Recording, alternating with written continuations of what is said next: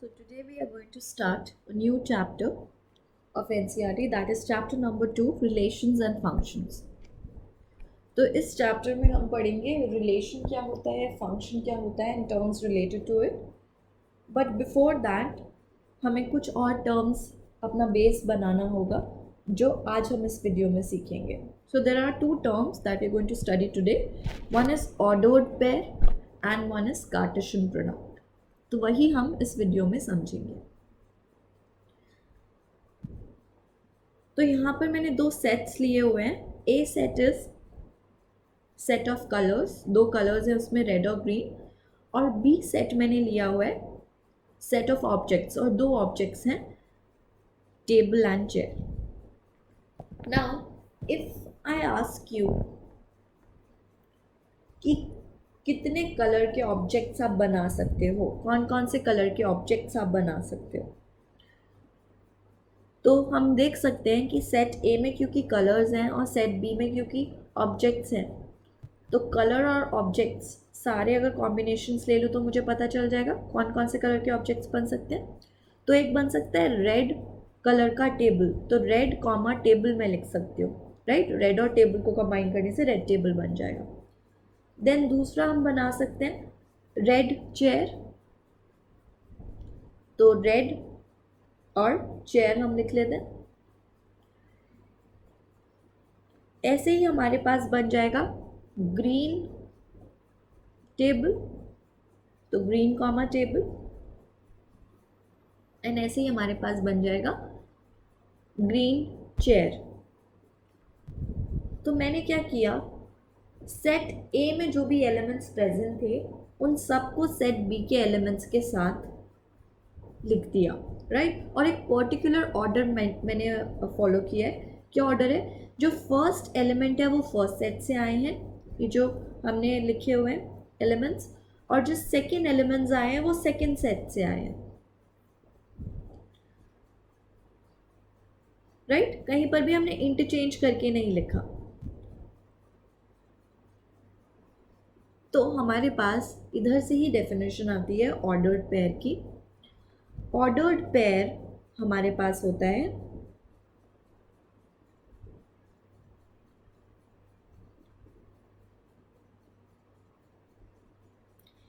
Elements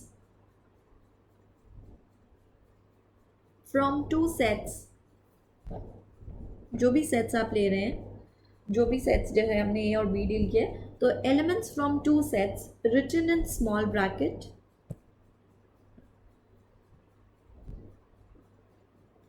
and grouped together in a particular order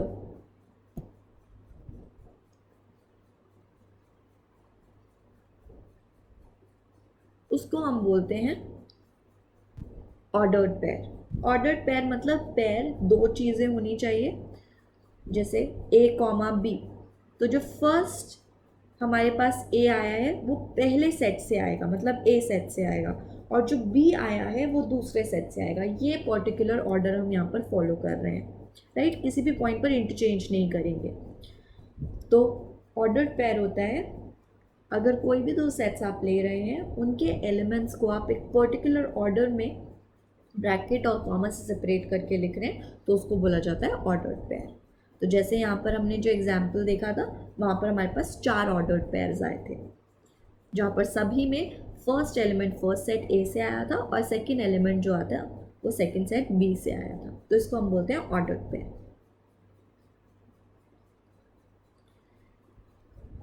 then हमारे पास है definition of Cartesian product. जो second most important चीज़ आज हम सीखना चाह रहे हैं, दैट इज कार्टेशियन प्रोडक्ट क्या होता है.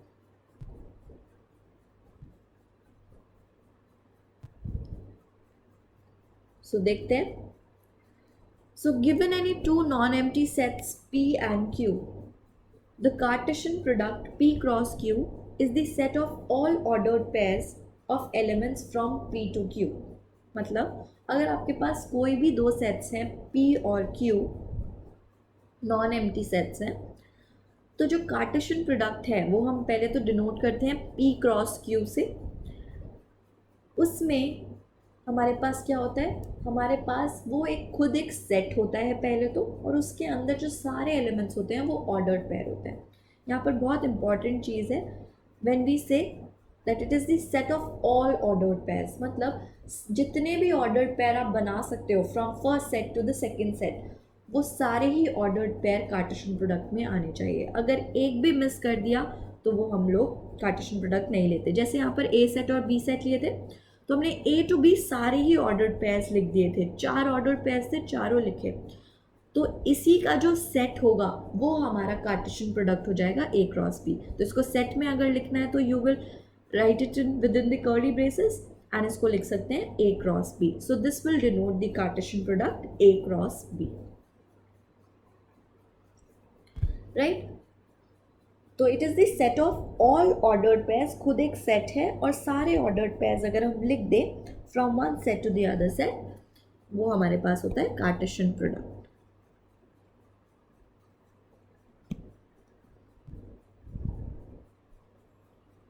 तो इसको लिखा जाता है P क्रॉस Q। देखो सेट है, उसके अंदर ऑर्डर्ड पेयर लिखा है P कॉमा Q, और P आ रहा है फर्स्ट सेट से और Q आ रहा है सेकेंड सेट से। तो ये होता है हमारे पास कार्टेशियन प्रोडक्ट।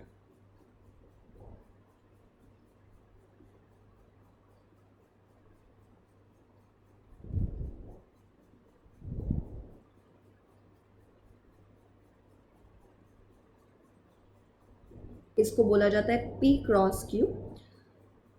ओके, तो ये हमारे पास थी डेफिनेशन ऑफ कार्टेशियन प्रोडक्ट। तो हम याद रखेंगे सेट है खुद में और उसके अंदर सारे जो एलिमेंट्स आएंगे वो ऑर्डर्ड पेयर्स आएंगे। नाउ एक और एग्जाम्पल से समझते हैं। फॉर एग्जाम्पल अगर एक ए सेट है मेरे पास, class 11 student 11A students of XYZ school, और एक हमारे पास दूसरा सेट है B which is 11B students of same XYZ school. उसमें 3 बच्चे हैं लेट्स से, और ए में हमारे पास 2 बच्चे थे। तो अगर मैं इधर ऑर्डर्ड पेयर्स में इसका कार्टेशियन प्रोडक्ट लिखना चाहती हूँ ए क्रॉस बी, तो वो क्या होगा? तो बेसिकली मैं ये देख रही हूँ the set of all ordered pairs from A to B. तो ए टू बी में सारे ऑर्डर्ड पेयर्स लिख दूँगी सेट फॉर्म में, वही मेरा कार्टेशियन प्रोडक्ट हो जाएगा। सो लेट्स से ये 1 है, ये 2 है, ये 3 4 5। अब ऑर्डर्ड पेयर्स अगर लिखेंगे तो 1 3 के साथ एक पेयर बना सकता है, 1 4 के साथ एक पेयर बना सकता है, 1 5 के साथ एक पेयर बना लेगा। तो 1 3 1 4 1 5 ऐसे ही हमारे पास आ जाएगा 2 3 2 4 2 5। तो ये मेरे पास क्या आ गए, ये सारे ऑर्डर्ड पेयर्स आ गए फ्रॉम ए टू बी। अब इसी को अगर मैं सेट फॉर्म में लिख दूंगी, ये मेरा क्या हो जाएगा, कार्टेशियन प्रोडक्ट। तो हम लिख सकते हैं A cross B as the set this. So this is my Cartesian product A cross B. अगर मैं बी क्रॉस ए लिखती तो फर्स्ट एलिमेंट बी के आते एंड देन ए के आते। तो कार्टेशियन प्रोडक्ट में क्योंकि ऑर्डर्ड पेयर्स हैं तो ऑब्वियसली ऑर्डर मैटर करेगा कि आप कौन से सेट से एलिमेंट्स उठाकर कहाँ पर लिख रहे हैं। तो इस डेफिनेशन में हमने ये भी देखा कि दोनों P और Q जो सेट्स हैं वो नॉन एम्प्टी सेट्स हैं। तो अगर कोई भी एक सेट एम्प्टी हो जाएगा तो क्या होगा? So if either of P और Q is a null set then so will be there cartesian product P cross Q। ऐसा क्यों होगा? लेट्स से P सेट है, दो उसमें 2 एलिमेंट्स हैं और Q में कुछ भी नहीं है। तो अगर P टू Q आप ऑर्डर्ड पेयर्स लिखना चाहोगे, क्योंकि Q में तो एलिमेंट्स ही नहीं है, आप लिख ही नहीं पाओगे।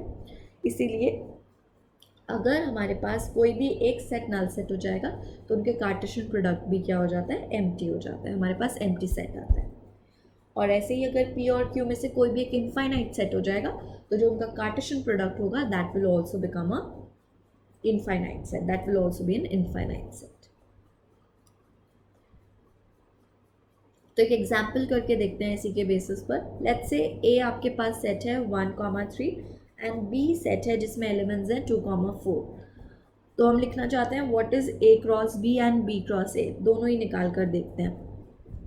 सो first let's evaluate what is A cross B। तो cartesian product from A to B, तो फर्स्ट सेट है A और दूसरा सेट है B। तो पहले एलिमेंट्स आएंगे A के, तो 1,2 1,4 3,2 एंड 3,4। तो हमने फर्स्ट सारे एलिमेंट्स जो लिखे हैं फर्स्ट सेट से लिखे हैं, और सेकेंड एलिमेंट सेकेंड सेट से लिखे हैं और सारे ऑर्डर्ड पेयर्स फॉर्म में हमने लिख लिए. So this is A cross B. Then ऐसे ही निकालते हैं B cross A. So B cross A will be the ordered pairs from B to A.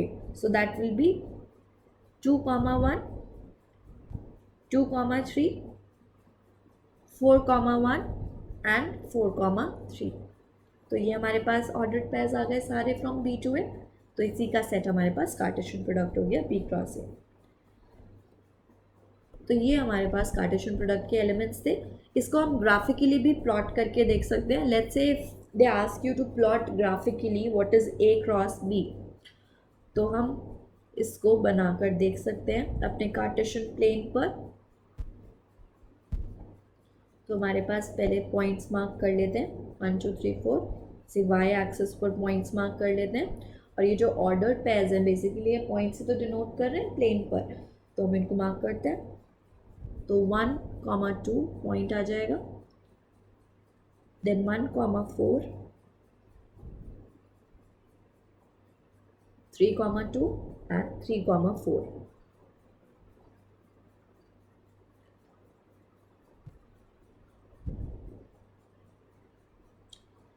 तो इन पॉइंट्स को हम मेंशन कर सकते हैं. यही ऑर्डर्ड पेयर्स है हमारे पास, राइट. This is 1, 2, 3, 2, 3, 4 and 1, 4. ये हमारे पास पॉइंट्स आए थे.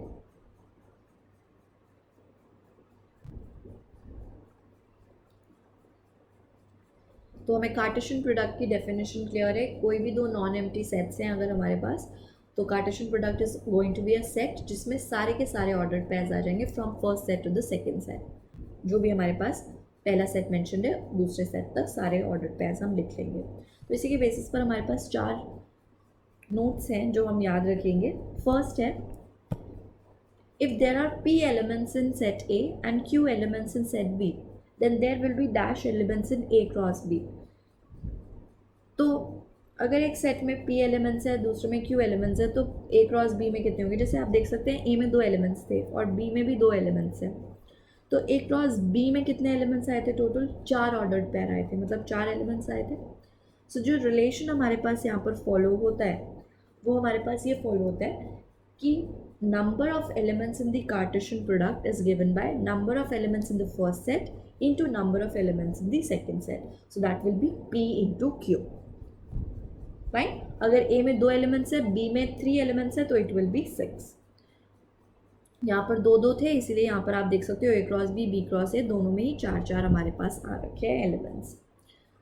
नेक्स्ट जो हमारे पास नोट है that is if A and B are non-empty sets and either of them is infinite then so is A cross B. अभी हमने डिस्कस किया था अगर कोई भी एम्प्टी है तो कार्टेशियन प्रोडक्ट भी एम्प्टी हो जाता है, कोई भी इनफाइनाइट है तो कार्टेशियन प्रोडक्ट भी इनफाइनाइट हो जाता है. Then we have 2 ordered pairs are equal if and only if the corresponding elements are equal and the second element are also equal. For example, AB is equals to 1 2 तभी होगा जब A equals to 1 होगा, first element के equal है, and B equals to 2 होगा, तभी हमारे पास 2 ordered pairs equal आते हैं. Then last A cross A हमारे पास डिफाइंड होता है A, B, C where A, B, C belongs to A. तो ए बी सी को हम बोलते हैं ऑर्डर्ड ट्रिपलेट. अभी हमने पढ़ा ऑर्डर्ड पेयर में 2 हमारे पास एलिमेंट्स थे 2 सेट से. ऑर्डर्ड ट्रिपलेट मतलब एक और हमारे पास आ गया है एलिमेंट, वो तीसरे सेट से आ गया. ट्रिपलेट बोल रहे तो 3 होने चाहिए, तो A, B, C आपके पास ऑर्डर्ड ट्रिपलेट बताता है फ्रॉम द सेट्स. तो यहाँ पर एक ही सेट लिखा है इसलिए A क्रॉस A हमारे पास ऑर्डर ट्रिपलेट है. इसका हम एक एग्जाम्पल भी देख सकते हैं. जैसे हमारे पास R क्रॉस R जो होता है वो क्या बन जाएगा, that will be x, y, z where x, y, z belongs to R and it will denote what, it will represent the coordinates of a point in 3D space. तो हमारे पास 3 dimensional space में कोई भी point है उसके coordinates ये denote करेगा. So order triplet हम वहाँ पर भी यूज़ करते हैं, राइट.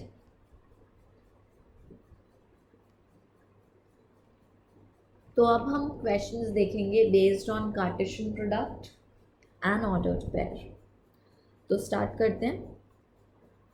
सो फर्स्ट क्वेश्चन है, if x by 3 plus 1 is equals comma y minus 2 by 3 is equals to 5 by 3 comma 1 by 3, then find the values of x and y.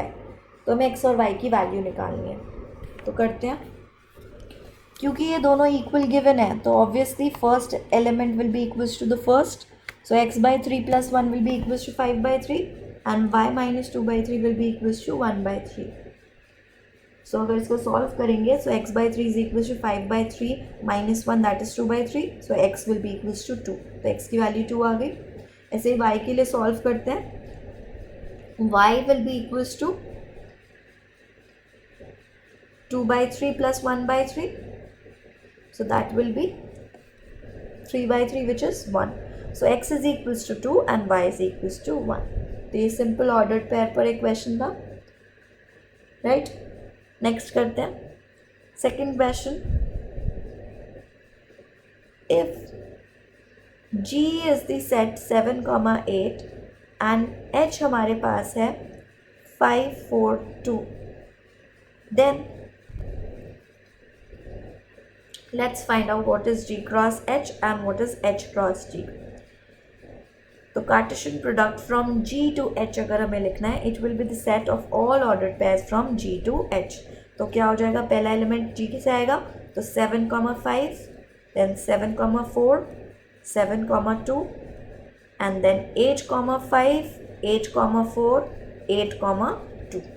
तो ये सारे हमने ऑर्डर्ड पेयर लिख दिए from G to H. ऐसे ही H cross G अगर लिखना है तो हम ऑर्डर्ड पेयर्स लिखेंगे from H to G. That is 5, 7, 5, 8, 4, 7, 4, 8 and 2, 7, 2, 8. एक और चीज़ आप इधर ही नोट कर सकते हो. अभी हमने पढ़ा था the number of elements in the Cartesian product is given by number of product of their elements in the set. तो कितने हैं, जो हमारे पास कार्टेशियन प्रोडक्ट में एलिमेंट्स है 6 एलिमेंट्स है और number of elements in G 2, number of elements in H 3. तो 2 × 3 6. तो सेटिस्फाई कर रहे, राइट.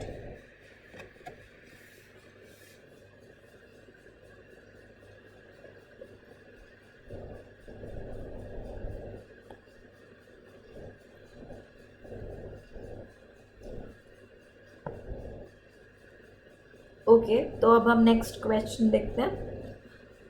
क्वेश्चन है, if A is -1, 1, find A cross A.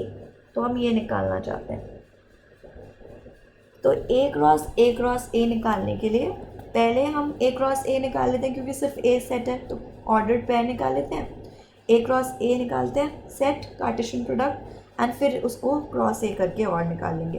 तो A क्रॉस A मतलब A सेट को टू A सेट ही हम लिख रहे हैं. तो लिख कर देखते हैं क्या होगा. First element -1, then -1, 1, then 1, -1 and 1, 1, right. तो ये A क्रॉस A आ गया. बट हमें A क्रॉस A चाहिए. तो अब इस सेट को A क्रॉस A और A को माइंड में रखते हुए एलिमेंट्स लिखेंगे. तो -1 पहले तो इस लिखा है. अब पहला एलिमेंट लिख देंगे A से, दैट इज़ -1. वैसे ही -1, 1 फिर लिख लेते हैं -1 उसके साथ, देन 1, -1 एंड देन उसके साथ -1, देन 1, 1 एंड -1. ऐसे ही जाएंगे. नेक्स्ट के लिए -1, 1, then -1, 1, 1, then 1, -1, 1 and the last one is going to be 1, 1 and 1. तो हमने ए क्रॉस ए लिख लिया।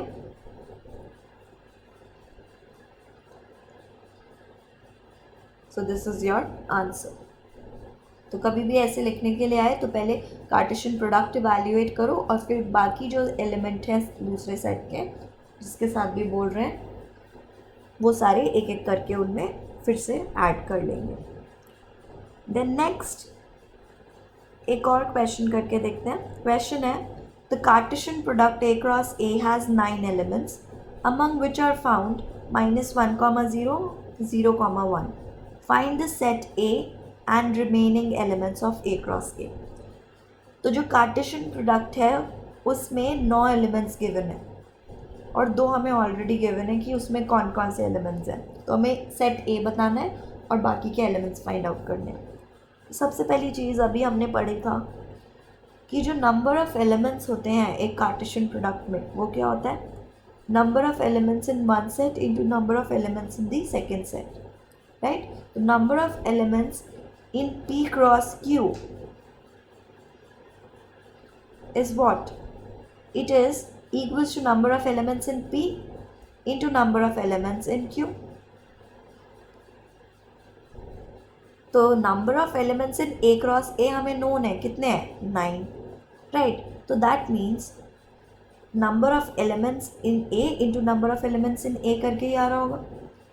तो 9 कैसे कैसे आ सकता है? एक तो 9 into 1 से आ सकता है, 1 into 9 से आ सकता है, या 9 into 9 3 into 3 से आ सकता है। पर जब मैं 9 into 1 लिखूँगी उसका मतलब ए सेट में 9 एलिमेंट्स हैं, ए सेट में 1 एलिमेंट है, विच इज़ नॉट करेक्ट। दोनों सेट सेम ही तो हैं। So only one possibility is there कि 9 लाना है तो number of elements in set A कितने होंगे? 3। तो that means 3 into 3 will give you 9। तो एक चीज़ यहाँ से पता चल गई, ए सेट में कितने एलिमेंट्स हैं। तो ए सेट में हमारे पास 3 एलिमेंट्स हैं, राइट। तो अगर ए सेट के एलिमेंट्स फाइंड करने हैं तो बस मुझे 3 एलिमेंट्स फाइंड करने हैं। अब देखते हैं 3 कैसे निकाल सकते हैं, क्योंकि 2 elements of the Cartesian product are already known to us. क्या है वो 2 एलिमेंट्स? -1, 0 एंड 0, 1, है ना। क्योंकि ये कार्टेशियन प्रोडक्ट के एलिमेंट्स है तो ऑब्वियसली फर्स्ट एलिमेंट भी सेट ए से आ रहा है और सेकंड एलिमेंट भी सेट ए से आ रहा है। तो ए के लिए जो फर्स्ट एलिमेंट है एक तो -1 हो गया, देन सेकंड एलिमेंट भी ए से ही आ रहा है तो 0 हो गया और फिर 1 भी हो गया। तो 3 ही एलिमेंट्स थे, तीनों एलिमेंट्स हमने फाइंड कर लिए। सो ए हैज़ 3 एलिमेंट्स, राइट। तो अब अगर मैं ए क्रॉस ए निकालना चाहूँ तो बहुत इजीली निकाल सकती हूँ इन एलिमेंट्स की हेल्प से। क्या हो जाएगा? -1, -1, -1, -1, 0, -1, 1, 0, -1, 0, 0, 0, 1, then 1, -1, 1, 0 and 1, 1, right? So this will give you the rest of the elements। 2 already known थे और बाकी जो है वो हमारे पास आ गए। सो ये हमारे पास आ गया set A and the remaining elements that were asked to us. So this is your answer. तो आज हमने पढ़ा ordered pairs and cartesian product.